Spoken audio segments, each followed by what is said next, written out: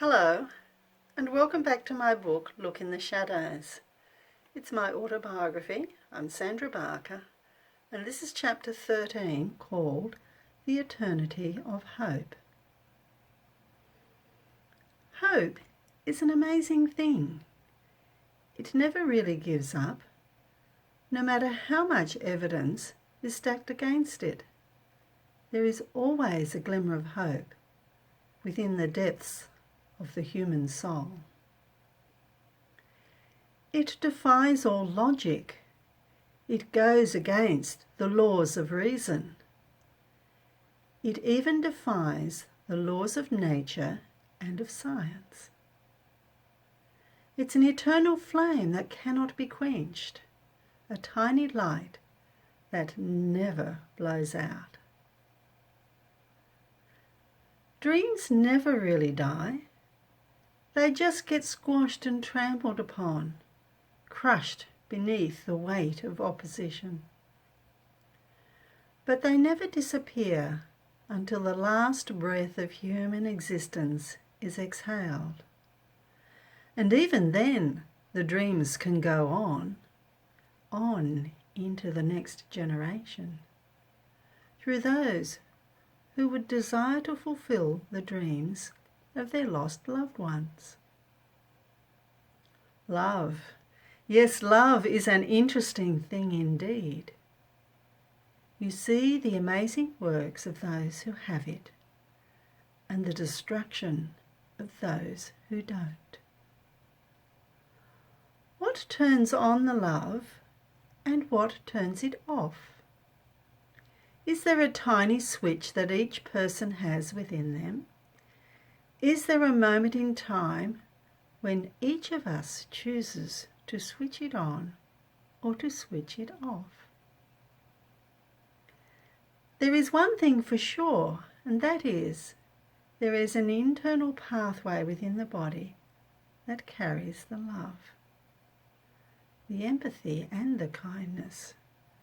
When it is switched off, it slowly withers and dies.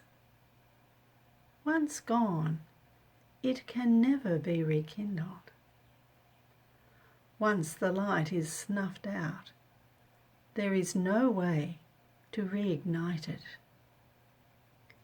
Its absence can only be masked in a veil of pretense, evidenced only by the perpetual existence of self-focus, a mechanism deployed to fill the vacuum created by the absence of love.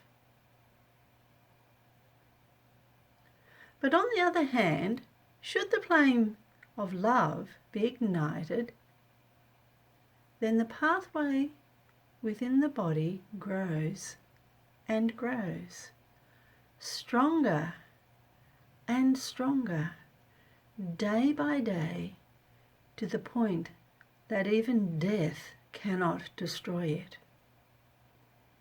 It can have a power within the veins of humanity that becomes so powerful that it can barely be contained within the walls of human existence. When I was accepted onto the team to go up to North Sulawesi, my joy could barely be contained within me. Not just because it was an answer to my predicament, but because I knew that God was there by my side, that He was in control, and that He had a plan. A plan that finally would get off the starting blocks. A plan that I felt that God was actually saying to me, not just my imagination. But I also became aware that His plan would not be revealed to me in advance. In my quest to fulfill what God had placed in my heart, there was one thing that I had come to realize, and that is that I would have to pursue this quest like Abraham. I would not know where I would go, how I would get there, what I would do or where I would finally end up. What I would do would not be revealed to me in advance. I would have to walk by faith, trusting only in the divine guidance of a loving Father who had not abandoned me. My first port of call was to tell my husband about my excitement in now being on the missions team, and asked him to join with me on this adventure. The light of hope sparkled within me and filled every cell in my body as I anticipated that we would finally find a ministry that we could share together. However, this was not to be the case. His reply was simple. "Oh, no, you just go. Go and check it out first." My initial reaction was that of devastation, particularly because I wanted to share the adventure, and partly because I was very nervous about travelling overseas, in particular about going to a country that I was afraid of. Indonesia was a country that I'd heard was full of dangers and risks. I had not really travelled overseas before to a country like that. I'd once been to New Zealand, but it is so similar to Australia that it really did not have any similarity to what I was about to embark upon. It would have to have been one of the saddest moments of my life. Not just that I had to face doing it alone, but that I was looking for opportunities to improve my marital relationship.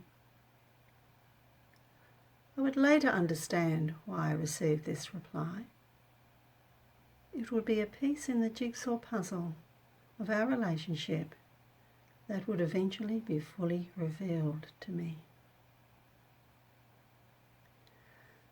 The thing that we must all realise is that when things don't always go as we envisage them, that there is often another purpose that is taking place in the fulfilment of God's plan for our life.